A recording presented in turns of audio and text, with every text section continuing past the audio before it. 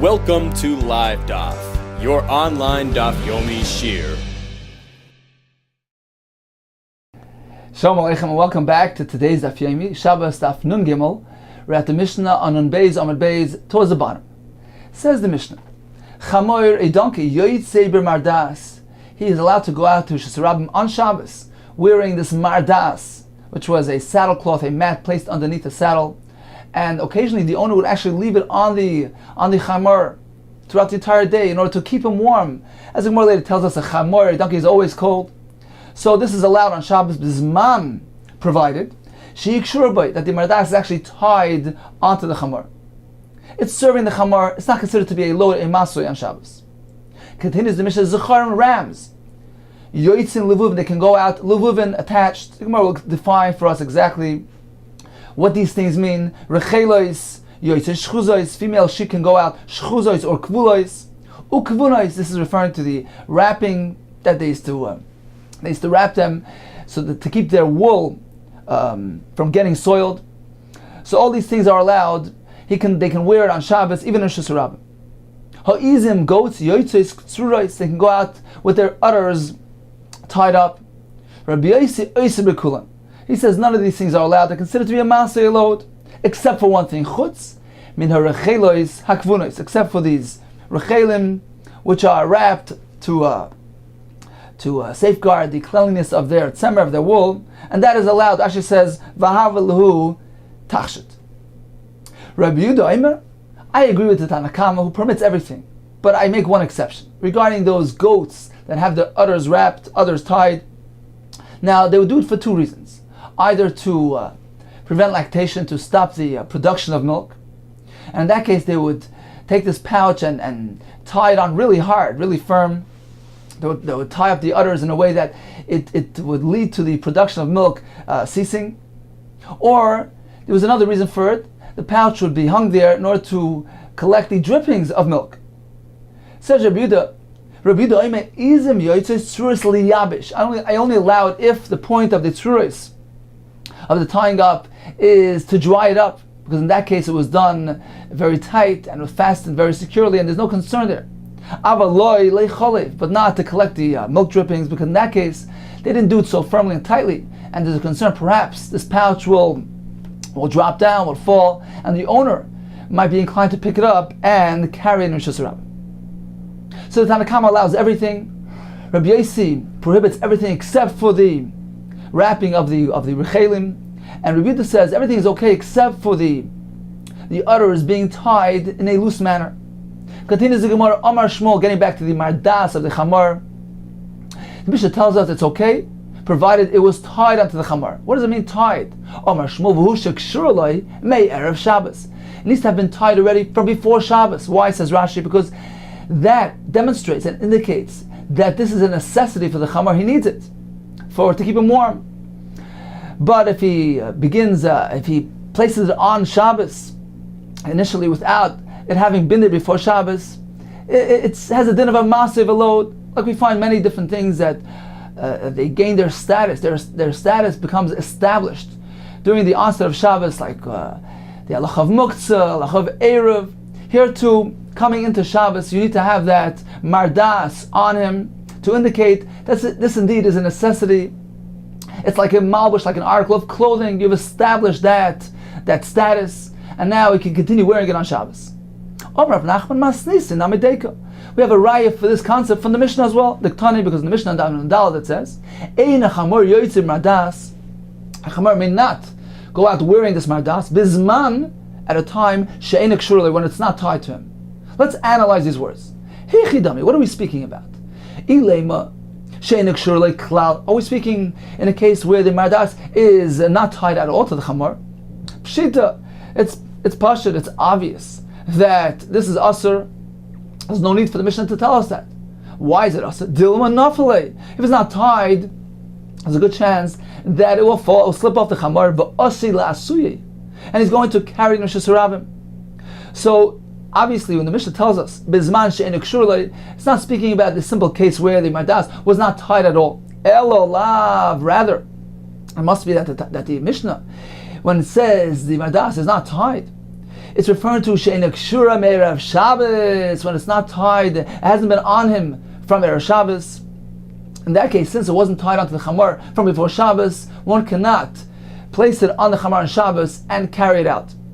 Mechlal, apparently, the Reisha, shekshur loy me'erev Shabbos. Apparently, the Reisha allows it, says it's okay to have the mardas on the chamor.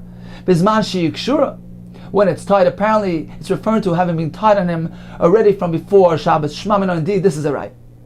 Tani nami hachi, we have a brisa in support of this as well. Chamor yoytzim mardas. A chamor can go out wearing this mardas bizman shekshur loy, from when? Me'erev Shabbos. And the brisa continues. V'loy bu'ukaf. However, a saddle, even though it provides some warmth, that's not acceptable. He cannot go out wearing the saddle, afal pi shekshur l'me'erev Shabbos, even though it was sitting on the chamar, tied onto the chamar from before Shabbos. A ukav is different than a mardas.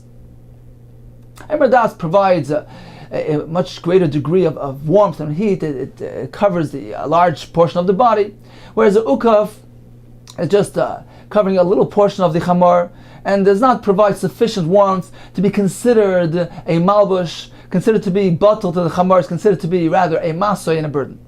This is the shita of the Tanakam. Reb Shimon Gamliel Omer, no. Af be'ukaf, the same halacha that applies to a mardas, applies to ukav as well. Bezman shekshur l'me'erev Shabbos, provided, once again, that it was tied onto the chamar from before Shabbos. It too is considered like a malbush, like an article of clothing, since it is aiding and assisting and benefiting the chamar, it's providing some warmth. Ubavad, this is only allowed provided that he did not tie the strap which goes around the next to the neck of the chamar, and he didn't tie up the ritzua, the strap going underneath the tail of the chamar. They would do that to keep the ukaf, the saddle, in place. This ukaf was meant to carry a ride or a load, so they would tie the straps on both sides to keep the ukaf in place and preventing it from slipping one way or the other. So one cannot do that because it would appear as though he's preparing it for a load. So that's not acceptable. But to simply have the ukaf tied on the chamar and have it walk out like that in Shus Rabim, that's okay. So in summary, regarding going out in Shus Rabim, if the item was tied up on the chamar from before Shabbos, so the Tanakama holds that mardas is fine, but ukaf is. Rav Shimon Gamliel says both are okay. A mardas and an ukav are both permissible, provided they were tied onto the chamar from before Shabbos. Continues the Gemara. Okay, so we discussed the chamar going out into Shus Rabim wearing these articles. What about going out and placing it onto the chamar in a private domain, in a chatzar, but there's no concern of carrying? But as Tosfos explains, there's a concern about tircha, excessive exertion, which is also not something to be done on Shabbos. Boi minei Rav Asi bar Nosson, Rav Chia barav Ashi. Mao, what is the halacha litin mardas al gabe chamar b'Shabbos? Can one place a mardas on the chamar on Shabbos to keep him warm, and it is beneficial for the chamar? Can he do it in a rishus hayachid? Amalei muter, it's okay. Amalei.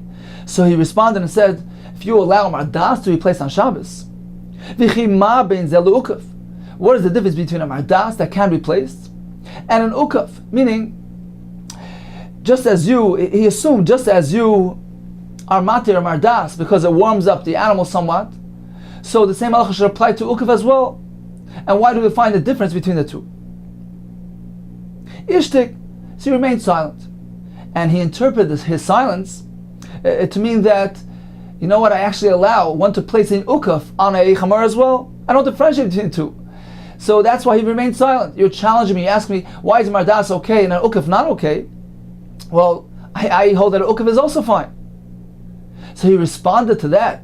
He responded to his silence by saying, well, I have a brisa which clearly tells us that one may not place an ukaf on a chamar on Shabbos. Eisveis, you asked him a kasha on the following brisa. Ukaf shal gabe chamar, a ukaf on a chamar lo yatal tilena b'yadai. So if the ukaf is already on the chamar on Shabbos, he can't go ahead and remove it from the chamar. Ela moilicho mevir b'chatzar. He simply walks the chamor to and fro, back and forth, and then it slips down on its own. So the Brisa tells you, even removing the uka from the chamar is not allowed. It's also a tircha, an unnecessary exertion. Hashta lital amr sloi. So if the Brisa tells us that even removing the uka from the chamar is not allowed, certainly placing it on the chamar is certainly asr. Why? Because number one, it's a tircha. Number two, it appears as if he's preparing it to carry a load. So how can you say that an ukav is allowed? So once again, Rav Asi bar Nosson asked the Shaila. He told Rav Chia bar Rav Ashi, I want to know what is the halacha of placing a mardas on a chamar on Shabbos in the Rishus HaYochid. Is there a problem of tircha here? So he told him it's allowed. So he challenged him. He says, if this is allowed, then why is this different than an ukav, which is not allowed? So he remained silent. And Rav Asi bar Nosson interpreted his silence to mean that he allows even an ukav to be placed on a chamar. Therefore, there's no difference. You're right. There's no difference between the two. So he came back with a challenge from a brisa. The brisa clearly tells us that even removing the ukav from a chamar is not allowed. Certainly, placing it on the chamar would not be allowed. So, once again, how can you allow one to place a mardas and an ukav on a chamar? Amalei Rav Zera. So Rav Zera turned to Rav Asi bar Nosson and he says, Shavke, leave him. Kirabe svirle. It's not his own opinion. He's basing his shita on what he heard from his Rebbe, on Rav. Therefore, he was silent. He remained silent because he didn't find it necessary to defend the Rav shita. This was his Rebbe's opinion, and that was it. The Amar Rav Chia bar Ashi Amar Rav. Toilin turaskil lebehem of Shabbos. Rav holds that one may tie even a feeding basket, a feeding bag, around the neck of a behema on Shabbos. What's the point of doing that? To add some comfort, a measure of comfort and convenience to the animal. Even that is allowed, even though it involves a tircha. Rav allows it.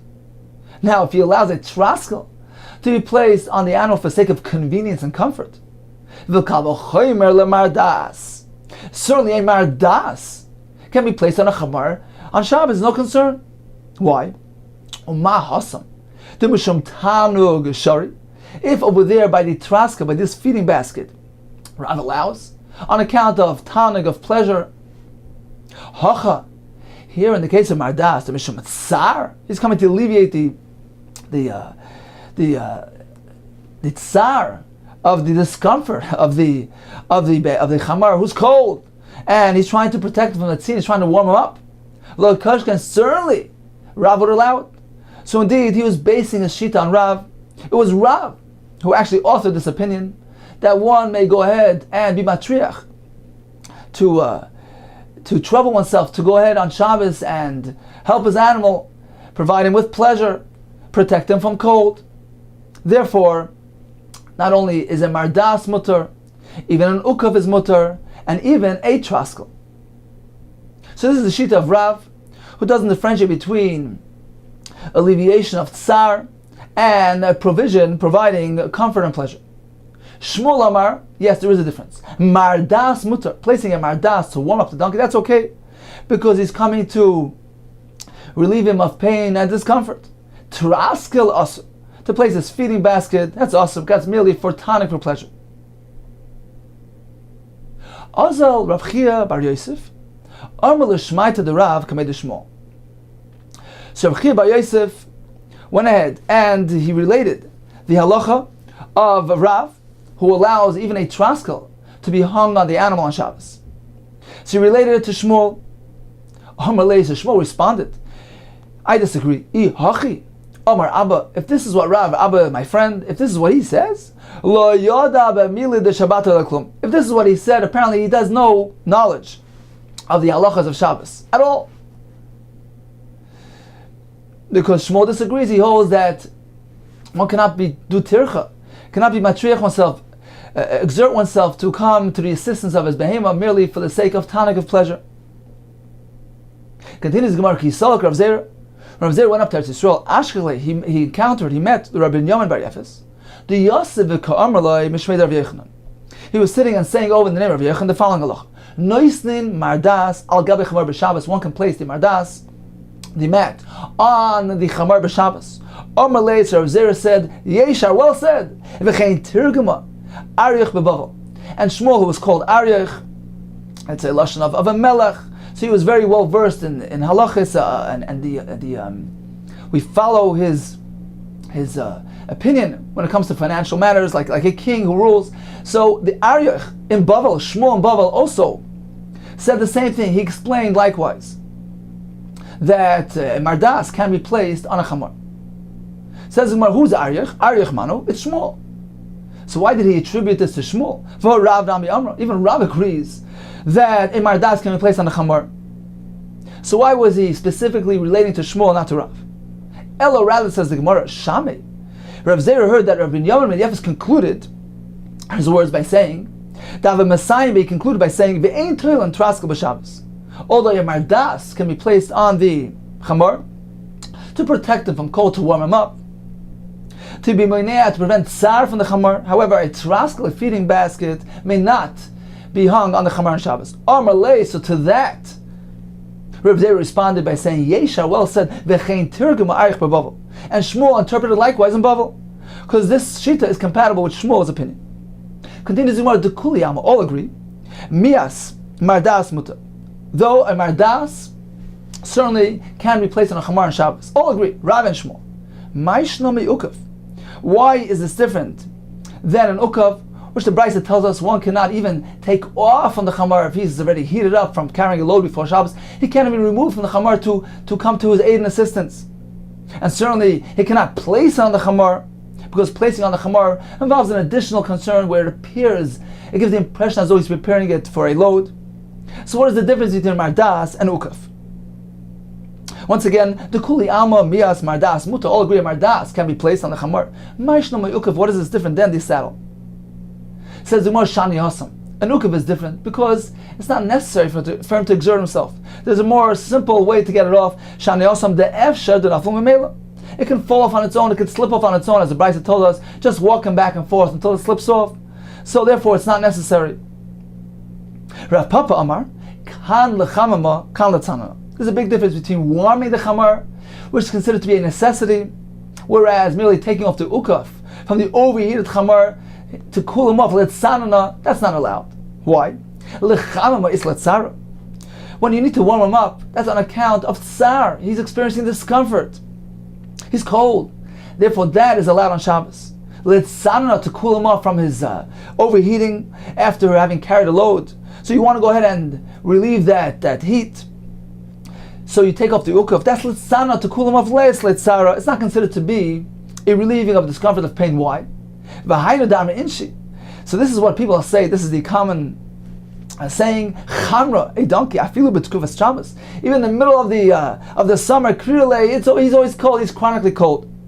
So therefore, there's a big difference between warming him up, which is considered to be a relieving of discomfort of pain, whereas merely removing the ukaf to cool him off, that's not so crucial and so important, because the chamar, he likes to be warm, so therefore that's not allowed. However, as we stressed, that according to Rav, even for tainuk, for pleasure, one may go ahead and exert himself. So Rav certainly maintains that an ukaf is allowed just as a mardas and just as a traskel. So in summary, what are placing these various items on a chamor? In a rishus hayachov, there is no concern of carrying. Can one do that on Shabbos, even though it involves tircha, exerting oneself? We have two shittas. We have Rav and Shmuel. Rav says everything is okay.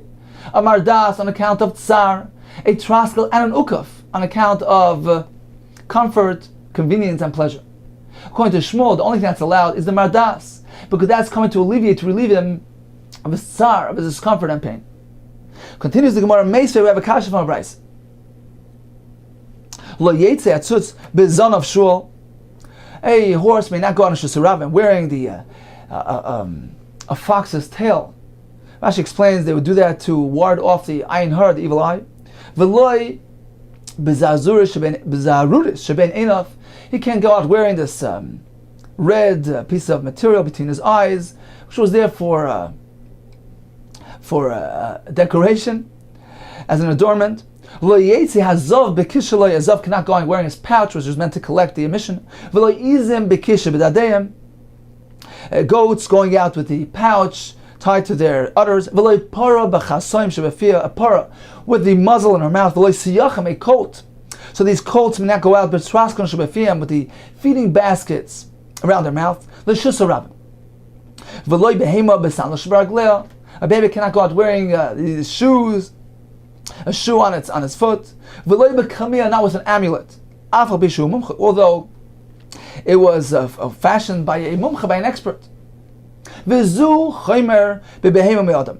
And this indeed is a stringency found in a behema, on top of adam, meaning, at this point in the Gemara figures we're speaking about the amulet, the kamiyah, that a person, adam, may go out wearing a kamiyah, an amulet, but a behema cannot. And as Rashi explains, all these different items mentioned in the Brisa are considered inappropriate, considered to be a masir, a burden. However, the reason why he can't wear this sandal is not on account of a masir, but rather there's a concern that it might fall off, and he may be inclined to carry Neshus Rabbim, the owner, that is. Continues the Brisa, Aval yoitzu be'eged shal gabei maka. So the animal can go out wearing a bandage on his wound, ubekshushin splints shal gabei shever, on a breakage, on a fracture, ubeshilya, a placentum dudelispa that is dangling from her. So these things are not considered to be a maso, a load, a burden. Upoikikin law, zug shebetzavara, one could stuff up the bell hanging around its neck, umetayelas ima b'chatzar, and walk with it in a chatzar in that manner. However, Rashi says in Rishus Harabim, one cannot have his animal wear a zug, a bell, because it gives the impression that he's on his way to the marketplace. Okay, so for our sake, for our sugi here, let's go back to the siyachim. Ketonimius. In any case, the Brisa tells us, v'lo siyachim, these colts, cannot go out wearing betrasklim shebefim l'shus harab, wearing these feeding bags to Rishus Harabim. The fact that the Brisa adds the words of Rishus Harabim here, apparently the Brisa is coming to stress something, that to Rishus Harabim it's not allowed. However, in a chatzar, he can even hang these bags on these siyachim, the colts. Rishus Harabim hu deloi ha bechatzar, but in a chatzar itself, shaper dami, he may hang it on the colts. So we see that hanging a traskel on an animal is permissible. This is a kasha to Shmuel. Says my love, bigdoilim. Aren't we speaking about large colts who don't really need this feeding basket? Their necks are long enough; they can reach the food down on the ground. So the reason why he's hanging it up on the colt is simply to for convenience sake, for comfort, for pleasure, mishum tanik. And the Brisa tells us that that's permissible. Says we're not speaking about large colts, big tanim, small ones who have long feet and short necks. It's to alleviate their tsar, their discomfort, their pain, because it's hard for them to bend down to reach the food on the karka, on the ground. So in this case, it's coming to address tsar. Putting the hanging up the feeding basket is coming to alleviate discomfort and pain. In this case, certainly it's allowed, even according to Shmuel, because it is equated with the halach of mardas, which is allowed. They kanami, we have a raya as well, the tani, dumi the kamiyah, because the Brisa listed together with the kamiyah, the amulet, which is certainly coming to address a sickness. Rashi says mishum chayli. So apparently the traskel here as well is meant to alleviate a tsar, and therefore it's allowed. Shema mino, indeed, this is a right. Omar Mar, we learned in the Brisa of Eloi b'kamiyah, so he cannot wear the amulet, alpha b'shum mumcha, although the amulet was fashioned by the expert, who's an expert kamiyah maker. Says the Gemara, why can't a behema wear a kamiyah if it was made by a mumcha? V'anan tnan, we learned in the Mishnah, v'loi b'kamiyah she'eni mumcha, that a person cannot go out wearing a kamiyah, which was not done by a mumcha, an expert, and is not known to be effective. Ho mumcha shaper dami. However, if it was formed by a mumcha, and we have reason to believe that this amulet is indeed effective, it's not considered to be a load. So why is the behema different? Says Marachanam, here too we're speaking about she'eni mumcha. It was made by an eni mumcha, by someone who is not an expert, and therefore it doesn't carry the value of a true kamiyah, considered to be a master load. Says the Gemara, V'ha aval pishu mumcha ketani. The Brisa clearly tells us that the behema can't carry the kamiyah, even if it's mumcha. Says, you know what the Brisa means? Mumcha la'adam ve'ina mumcha la'behema. That the person who made it was a mumcha, an expert, to make amulets for the sake of Adam, but he's not an expert for animal kamiyas. And therefore, this kamiyah, which is not known to be effective for the behema, is considered to be a load, a masui. Says the Gemara, is this such a thing? That a person can be an expert for Adam and not for behema? That his amulets can work and be effective for Adam and not for behema? Mi ika. Is that true? Is this such a phenomenon of mumcha la'adam v'lo yav mumcha la'behema? What's the difference? If he knows how to make kamiyah, he can do it for behema as well? Says more, yes. Adam the Islam Mazla, a person who has a Mazla, a Malach, who's advocating for him, Messiah. In that case, the kamiyah can help him, can be effective because the Malach is coming to his aid and assistance. Behema the Leslie Mazla, behema does not have a Malach. Loi Messiah, he doesn't have this Malach who's advocating for him. As Rashi says in the third line in Rashi on top, Mazli Malach Shaloi U Meilitz Olav. In this case, Loi Mesayele, the amulet is not effective. Can be that it's not effective, meaning that just because one can make a kamiyah, which is effective for Adam who has a mazla, not necessarily does he have the ability, does this person have the ability to make an amulet for a behema. It requires a different type of expertise. Therefore, it's considered to be a load, a masui. Continues the Gemara, Yachi. So if we're speaking about a kamiyah which is not known to be effective, and that is the reason for the Isser. What does the Brisa mean? Zeh chomer b'behema b'adam. This is a stringency, a chumrah that we find by behema, but we don't find by Adam. It's not a chumrah. It's simply on account of the fact that this amulet is not known to be effective. So it's exactly equal to halach of Adam. Adam can only carry a kamiyah if it's known to be effective. So there's no distinction, no disparity between a behema and Adam. If you would know that this kamiyah indeed is effective for behema, it would be allowed for the behema as well. So what does the Brisa mean? It says, Zumar, mi savras ha-kamiyah koi? Do you think the Brisa, when stating that this indeed is a stringency, a chumrah found by behema, it's referring to the concept of kamiyah? No, asanal koi, it's going back on the halach of shoes. And the Brisa tells us that a behema cannot go out wearing besandal sheberagleh. On that, the Brisa concludes, v'zu chomer b'behema b'adam. This indeed is a chumrah. There's a concern that the sandal will fall off, the shoe will fall off, and the owner might be inclined to carry in Shusarabim. This is something we find only by behema. A person can certainly walk out wearing his shoes into Shusarabim. Says Martashma, let's bring a raya from the following brisa to prove the halacha we discussed earlier, whether or not one can go ahead and exert himself a tircha in order to pleasure his animal, to come to add a comfort for the animal. Let's bring a raya from the following brisa to that shaila. The brisa says, "Sachin, one can anoint with oil. He could anoint a sore with oil, to rub the scab of the adam to a person. That cannot be done for the behema." Says my love, the komaka umishum tsar. Are we not speaking about that there's a festering wound here, and he's coming to alleviate pain and discomfort? Nevertheless, the Brisa tells us one cannot engage in this process. It's a tircha yisera. One cannot do that for his animal. So you see that tircha is not allowed even in the context of tsar.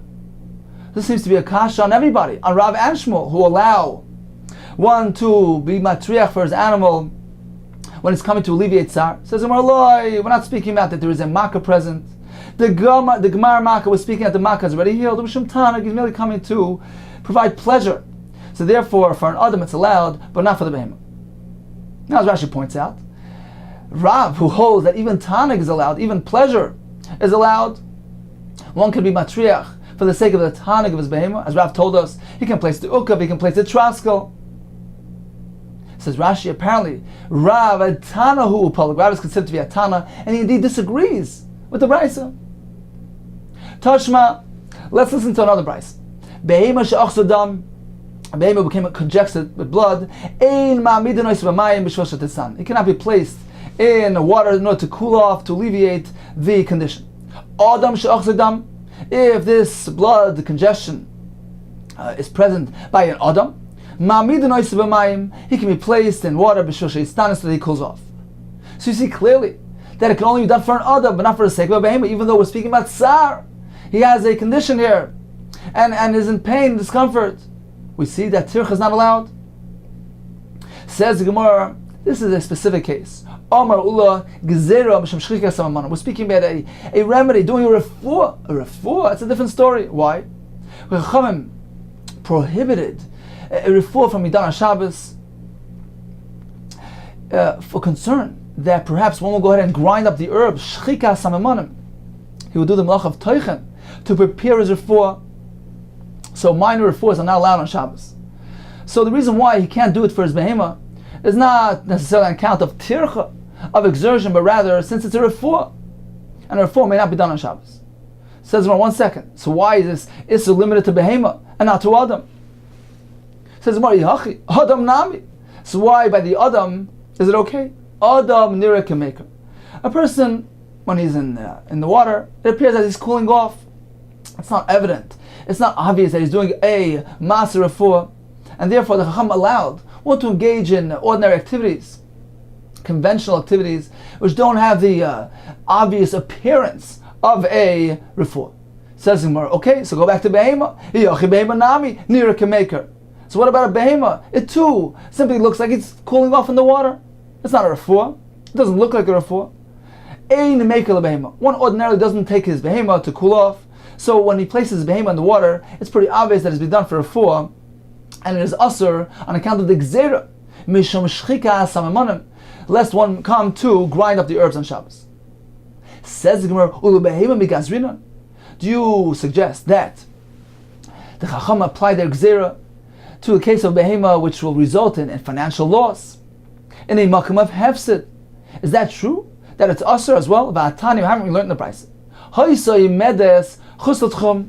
If one's animal is standing outside the tchum, so this is the boundary up until where one can walk on Shabbos, which is 2,000 amma from his residence. Now his behemah was standing outside this boundary. Just as a person, the Adam, is bound to this tchum, so to all his belongings. But the behemah was outside the tchum, and he wants it back inside. Says the Brisa, so he can't go out of the boundary. You can simply call to it and get it back in that manner. How does the Farshim speak out? There's no concern about the behemah walking around, since we know that if one is outside the tchum, he can only remain within his 4 amas. So how could this person go call the behemah, which will cause the behemah to transgress the issur tchumen? We know that one is meant to be shoyves his behemoths on Shabbos. He's mitzvah al shvisas behemtoi. One is commanded to prevent his behemoths from doing malacha. So the Mefarshim speak out that Rashi speaks out here that there's no azhar, there's no tzivui. A person is not obligated on the halacha of tchumen regarding behemoth. It's not considered to be work, it's not considered to be malacha, and therefore there's no concern. So he can simply stand at the edge of the tchum and call his behemoth back home. 1 second, says the Gemara. How could he do that? There's a concern perhaps that if he's engaged in retrieving his behemoth, perhaps he'll go out himself. He'll go out of the tchum to get it back. But loy gazrin, apparently we do not decree, we do not prohibit this as a prevention on account of dilma or silasui. Perhaps he'll be inclined himself, be tempted to go out himself outside the tchum to bring back his behemoth. So we see that on account of hefsid. We're not geyser this type of gzeira. We don't oblige him to lose his animal to incur a hefsid, a loss. And even if there's a reason to make a gzeira decree, there's a concern that a person might do an issur. We don't make a preventative gzeira here. So there as well, by the behemah who is achzei dam and suffering this medical condition, why can't he go ahead and do refuah? Since it's on account of hefsid, he's going to incur loss. Amar Ravina Kigoyin. You know what this case is speaking about? The case of the calling back the animal. We're speaking about a case where there's no concern, there's no chashash of dilma asla asui that he'll go out and get it. Why? Kigoyin shahaya tchum shalah. Her tchum in the boundary of the behemah was muvla, was overlapped was swallowed in, it was swallowed, it overlapped into his tchum. It means as follows. Generally speaking, a person and his belongings, animals, are all meant to be staying in the tchum, in the boundary, which is 2,000 amas from his residence. There's an exception in the case where a person gives over, for instance, his animal to the shepherd from before Shabbos. It now assumes the tchum of the shepherd because it's in his possession. So we're speaking about a case here where the animal's tchum will not extend back to the owner's house. The animal's tchum is in a different location than the owner's tchum. They're two separate boundaries.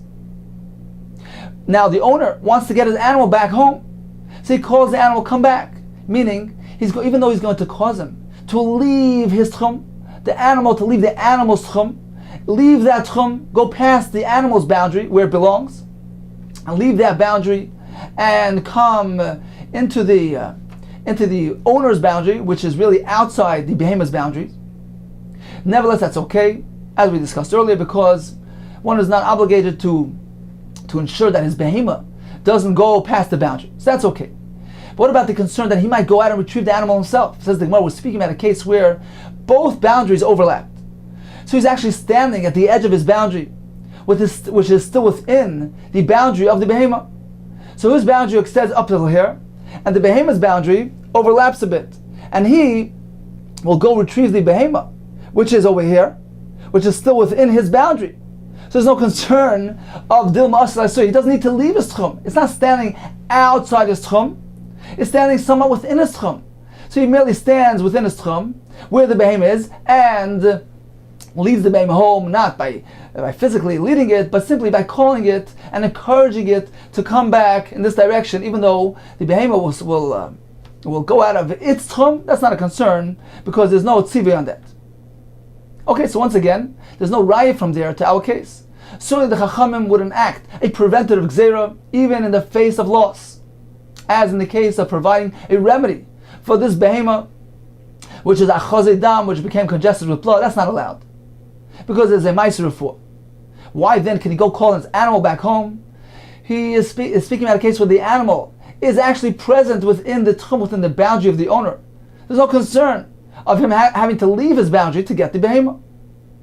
Once again, Amar Avina Kegoin, that brayso which allows one to call his animal back, Shahaya Tchum Shala, the tchum of the animal was muvla, was swallowed. Literally swallowed means it was overlapped. But Toich Shum Shaloi, onto his tchum, within his tchum. And the animal and the person are both standing in an area which is permissible for them. There's no concern that he'll go out of his tchum. Why should he go out of his tchum, since the animal is right there within his tchum? Continues the Gemara. So we discussed doing remedies for an animal. Actually, it's machlokes Tanai. Rav Nachman Yitzchak Amar shchika samamonim gufa Tanai, doing a refuah where a refuah involves a concern, a chashash of shchika samamonim. Is that allowed for an animal? So that's actually machlokes Tanai. Tanai, the sanya, as we learned in the Brayso, behema she'achal karshinan, behema who overate, ate too many beans. Lo yirid sena b'chatzar, he shouldn't have it run and cause it to run through his chatzar, his courtyard, b'shvil shatisrapa, in order to loosen its bowels. So one may not be engaged in a ma'aser refuah, even for his animal. Rav Oisha Matir, Rashi said it's allowed. Dorash Rava indeed taught halach Rav Oisha that one may do refuah for his animal. As the Rif points out, there's a special reason why there's no concern by a behemoth, because the person is not so anxious regarding the refuah of the health of his animal, and there's no concern that he'll go be so caught up with it to the extent that he'll go do a malacha of grinding those herbs of shchika samamonim on Shabbos. Therefore, refuah can be done to an animal. The gzeira, which applies to refuah by a person, will not apply to a behemoth. Continues the Gemara. Amar Mar. We learned in the Brayso earlier. Lo yetze hazav bekisrei. A zav cannot go out carrying his pouch attached to his organ to absorb the emissions. V'lo yizim bekisha beladem. Goats may not go out with this kiss, with this pouch, fastened to their udders. Says the Gemara. V'atanya.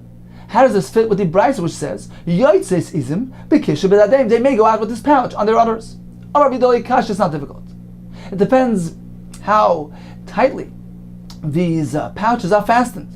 When it's tightly fastened, then there's no concern that it will drop down and he will carry it on Shabbos. So therefore it's allowed. The Brisa which says that it's prohibited, speaking about the loy mihadik, it's not tight. It's not tied well enough. It's somewhat loose, and there's a concern that this kiss will drop down and the owner will carry Shus Rabbah. So that is the teretz on the stira. Rav Yosef Amar, Tanoi Shaklis Me'alma. You've removed all the Tanoim from the world, meaning is there a shortage of opinions, of authors, of Tanoim? We have a Mishnah which lists for us some Tanoim, and in fact, these brises will simply correspond to those Tanoim in the Mishnah. You need not say that both brises are following according to one opinion and speaking about different types of scenarios, mihadik and lo mihadik. No, perhaps both brises are speaking about mihadik. The pouches are properly fastened. So how do we reconcile the steer between the brises? It's very simple. They reflect two different opinions, two different Tanoim. We learned in the Mishnah, this nan, as we look now Mishnah, Ha'izim yoytei suros, the Tanna Kama maintains that it's allowed. Rabbi Yossi yoytei bekula, chutz min rachel zakvunos. So Tanna Kama says that Izim may go out suros with their udders tied up. Rabbi Yossi says it's not allowed, it's a mas, it's a load. And Rabbi Yehuda Omer, Izim yoytei suros liyabesh, they may go out with their pouches tied up for the sake of liyabesh, of to dry up the milk, to terminate the production of milk, when that is the purpose and the reason for it, that's allowed. Not when it's merely there to collect the drippings of the milk. And once again, the reason is because, according to Rabbi Yehuda, when it is there for the sake of liyabish, it is aiding and assisting and serving the animal. As Rashi explains, because the milk, the lactation of the behemoth actually weakens it. So by preventing the milk from being produced, terminating the chalav, he's actually serving the behemoth. That's considered to be, it's not considered to be a masa, it's considered to be a service, like a malbush, like an accessory, a garment for the behemoth, and it's not considered to be a load. However, li chaliv, if it's there merely to collect the drippings, that indeed is considered to be a masa, a load, because that's not really serving the behemoth. So in any case, we have a Mishnah which contains a Tanna Kama who allows the izim with their pouches, and Rav Yossi disallows, who prohibits, he said it's asur except for the rechelos, hakvunos. So getting back to our contradiction, a very simple solution. The brisa which allows, it reflects the shita of Tanna Kama. The brisa that prohibits reflects the shita of Rav Yossi. Or another alternate pshat is ha Rabbi Yehuda. Both brises reflect the shita of Rabbi Yehuda, and very simple. But kash is not difficult. Kal liyabish, kal lichaliv. If the purpose of these pouches is to dry up the milk, and it's serving the izim, it's not considered to be a load and it's mutter. Kal lichaliv, the brisa which says that it's also speaking about that it's there for the sake of collecting the milk, and that's considered to be a burden, a load. So in summary, regarding the izim going out wearing the kiss, the pouch attached to their udders, we have a stira. One brisa says yoitzos, one brisa says ein yoitzos. How do we reconcile this stira? So we have three approaches. The first one was, it depends in what manner they're tied to the udders. If it's mihadik, if it's tight, then it's allowed. If it's somewhat loose, like mihadik, then there's a concern that it might drop down and the owner might carry it, so they cannot go out wearing it in that manner. The next approach in the Gemara was that they simply reflect, these brises reflect two shitas. The Tanna Kama holds, yes, it's allowed. Rabbi Yossi says it's not allowed. And finally, both brises reflect the shita of Rabbi Yehuda.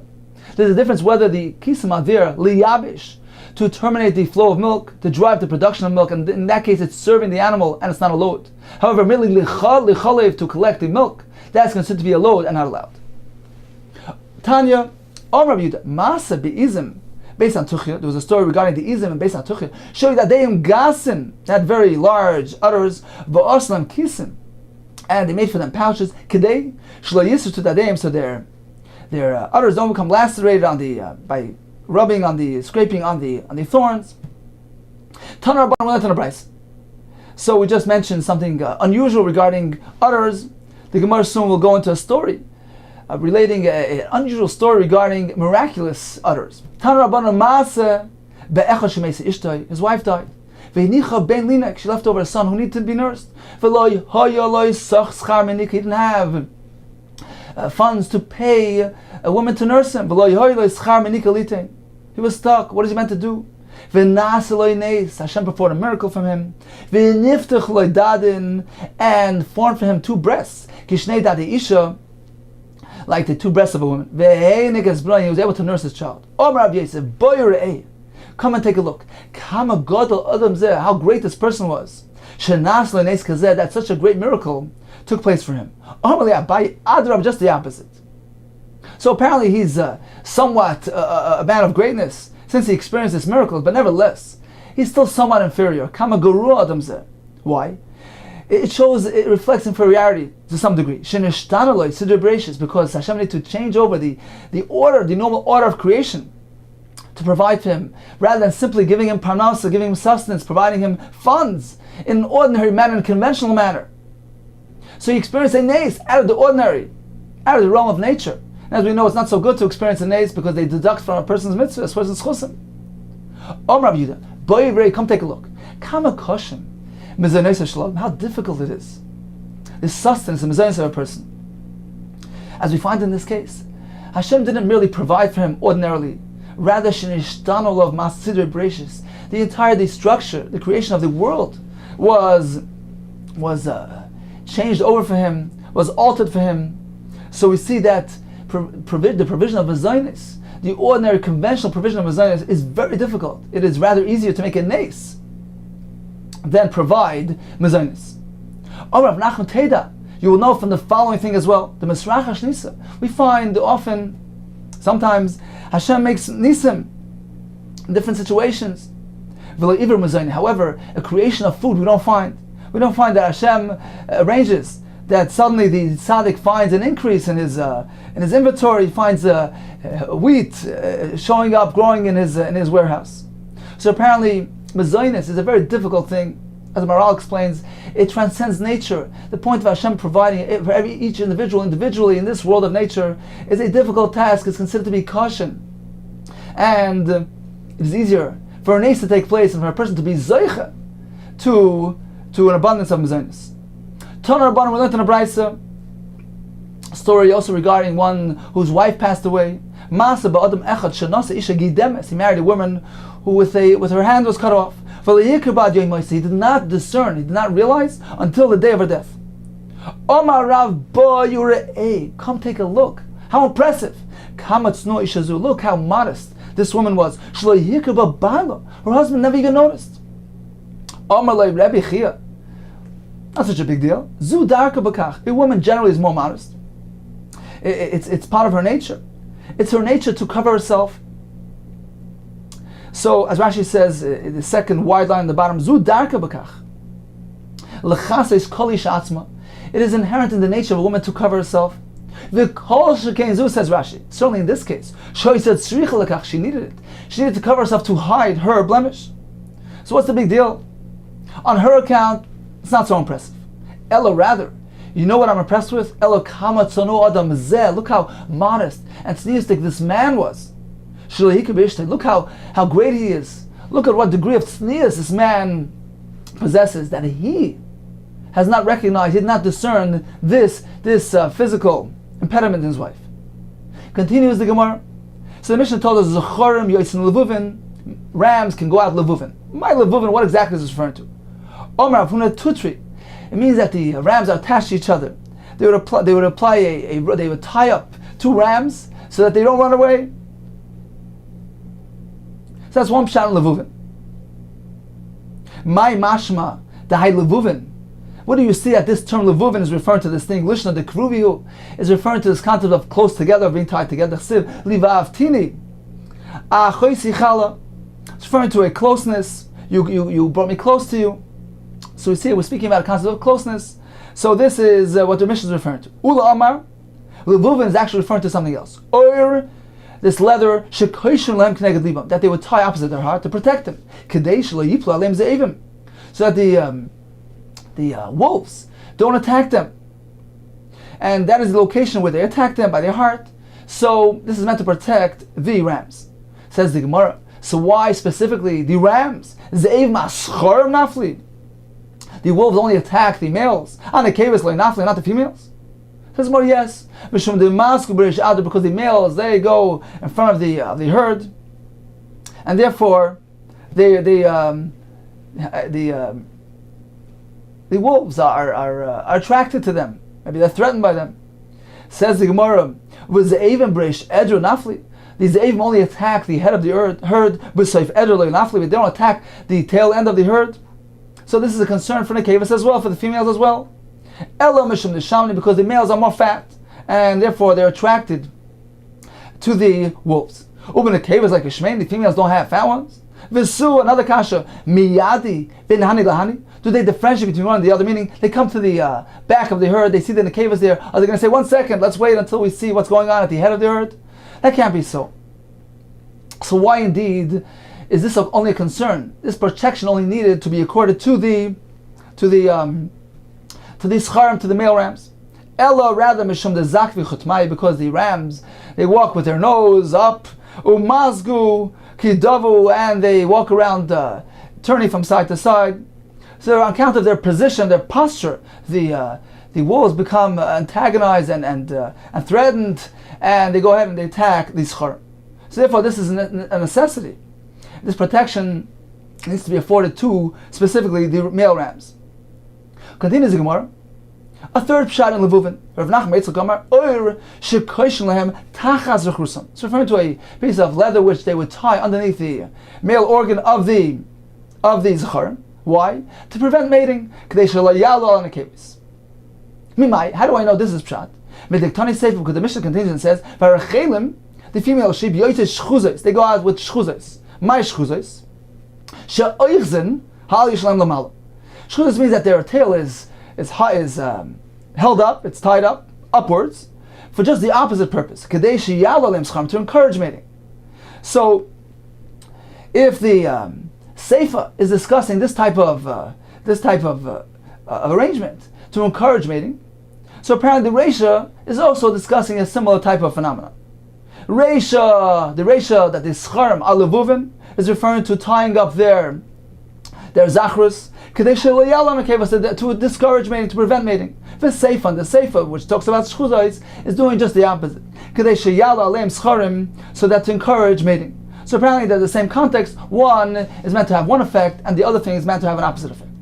Mai mashna. How do you see that the word shchuza is referring to revealing, to holding up the tail of the nekeva to encourage mating? The chsiv, as we find, a woman is coming towards him.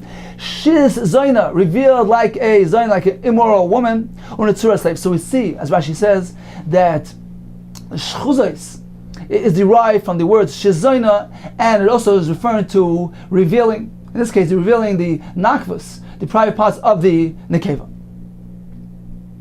Okay, so let's just summarize back. Go back to the beginning of the blot, back at the Mishnah Daf Nun Beis. Let's take a look at the Shittais in view of the Gemara we just learned now. We have a Tanakama, we have Rav Yosi, and Rav Yehuda. Tanakama says all these types of things are allowed. Amar Das, the Zecharim Yotzim Levuvin. We have 3 pshatim in Levuvin. Either means their hearts protected by the leather, either means that the rams were actually tied together in pairs, or it means that their zachrus, their Eivar zachrus, the male organ, was covered up. Shechuzais means that the female sheep, their tail was tied up. Kvulais, the Gemara will discuss later, actually means that the female sheep's tail were tied downward. And Kvulais is referring to the Rechelis, whose wool were protected, wrapped up. It was a shmira for the tzemer from getting soiled. So all these things are allowed. They're not considered to be a masay. In some way, they're aiding, they're assisting the animal, they're serving the animal. Considered to be like an article of clothing, like the din of Tachshel, like the din of Malbush, then it's okay. Rabbi Yosef says everything is asur, everything is considered to be a masay except for one, the Rechelim HaKvunais, because the wrapping is a shmir for the tzemer, and as Rashi says, it has the same din, a similar din like a tachshel, like an adornment. Rabbi Yehuda says everything is okay except there's one thing that I must stipulate, that the tzuros, the izim whose udders are tied up, that is only allowed when it is done for liyabish, to dry up the milk, to prevent lactation, which is coming to aid and assist the behema, as Rashi explained, because the animal is actually gets stronger when he stops lactating. So therefore, this is considered to be a service for the behema, rather than just merely there to accept and collect the drippings of chalav, which is considered to be a lorei masu. Okay, let's continue on and review the rest of the daf.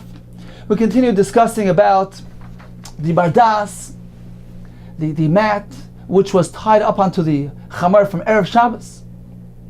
So we had a discussion in the Gemara regarding the mardas and the ukaf, the saddle. According to the Tanakama and the Brisa there, only a mardas is considered to be a non-load. However, an ukaf is not considered to be like a malbush, because a mardas provides warmth for the chamar. It's serving him, it's helping him, it's protecting him from the cold.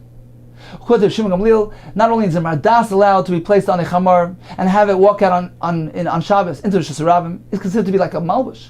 An ukav as well, a saddle, since it also provides some measure of warmth for the chamar. We proceeded discussing a similar topic, but a bit different.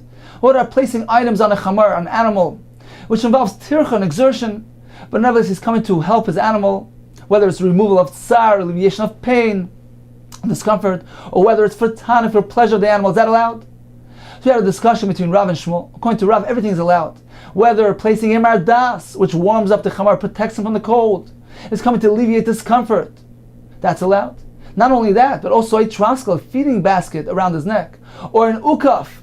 These things are coming merely to add pleasure, convenience, and comfort. That too is allowed. Shmuel maintains no. The only thing that's allowed is something which is coming to prevent pain and discomfort, which is the mardas. We proceeded with some halachas about the halachas of refuah, and the Gemara concluded that a refuah for an animal is allowed. And as the Rif explained, because there's no concern of shchikas hamanim, he's not going to go ahead and grind herbs. He's not so bent on, so desperate to heal his animal. It's different than a refuah for a person. Therefore, the Gemara concludes that refuah can be done for behema. There's no concern of him doing halacha. We proceeded with the halacha of the izim, the goats who have their udders tied up. There's a pouch tied lidadeyim. We had a machlekes between a brisa who says that it's okay, a brisa which says they cannot go out wearing those pouches. We had three approaches. One mahalach was that the brisa which says they're allowed to go out with the kiyas is speaking about that it's firmly fastened onto the behema. The brisa which prohibits is speaking about loy mahadik, it's not there firmly, and there's a concern that it might drop down and the owner might be inclined to carry it, pick it up and carry it. The next approach in the Gemara was that they actually reflect two tanaim. The brisa which says that it's permissible, it reflects that she did a Tanakam in our Mishnah who allows the izim to go out tzruros. The brisa which says it is not allowed reflects Shitas Rav Yosi, who says it's considered to be a load. And finally, we had a pshat that both brisa reflect Shitas Rav Yehuda. And generally speaking, these things are allowed, but with regard to the pouch on the udders, it depends. If it's coming to assist the animal, liyavish, to dry up its milk, that's allowed. However, merely coming to lichalav, to collect the drippings of milk, that's considered to be a load and not allowed. And as the Gemara concluded, what is the meaning of zcharim yotzes levuvin? We have three interpretations. Either the rams are tied together in pairs, their hearts are covered to protect them from the wolves, or their Ever Zachars are covered up to prevent mating.